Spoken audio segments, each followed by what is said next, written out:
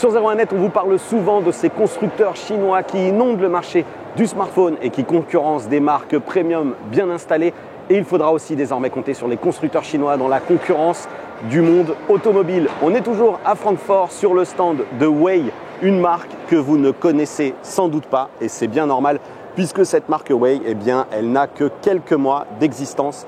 Regardez, c'est néanmoins impressionnant. Way, c'est un constructeur de véhicules, un constructeur de SUV, plus particulièrement premium. Mais ce qui est assez impressionnant, c'est ici du côté de chez Way, c'est la technologie qui est intégrée. Regardez, au niveau du pare-choc, on va évidemment retrouver les senseurs, capteurs de proximité traditionnels qui vont servir au système de stationnement. On va retrouver ensuite une caméra dans la calandre, caméra qui est complétée par 3 autres caméras pour assurer une vision à 360 degrés. Et juste là, on va retrouver le radar qui sert aux fonctions de régulateur de vitesse adaptatif classique, on a envie de dire, pour une marque premium. Tout aussi classique dans le monde du premium, on va retrouver ici des systèmes de feu LED et on va maintenant se diriger vers l'intérieur de ce SUV. Et regardez, c'est assez impressionnant dans l'équipement qui est proposé. Alors on a des contreportes qui sont dignes de ce qui se fait sur les véhicules premium. Pareil ici au niveau de la console centrale.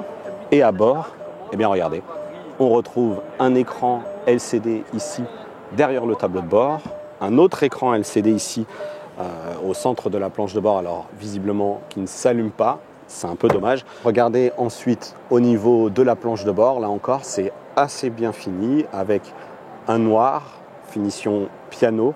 Bref, ça peut passer pour un véhicule premium et la grosse particularité, eh bien, c'est que ce SUV premium chinois, eh bien, le prix qui est annoncé, c'est environ 30 000 € en version hybride et 24 000 € en motorisation classique essence. Alors évidemment, on n'a pas beaucoup de détails encore. Ce constructeur, il a pour ambition de débarquer en Europe d'ici 5 ans, voire moins, 3 ans. Donc là, évidemment, les prix vont s'enflammer lorsque le constructeur devra débarquer en Europe. Mais en tout cas, nous, on est assez impressionnés par la réalisation ici de ce SUV.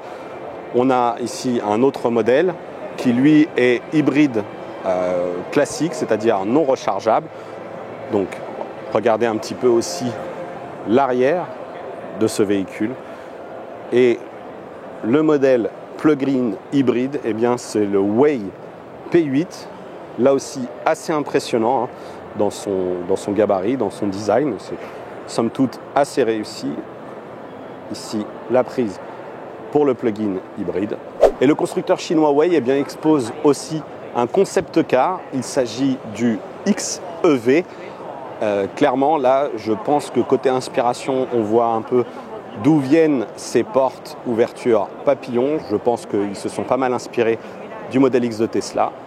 Là, regardez à l'intérieur. Là encore, alors aucune information technique sur la plateforme électrique qui est ici embarquée. On ne nous communique pas d'autonomie.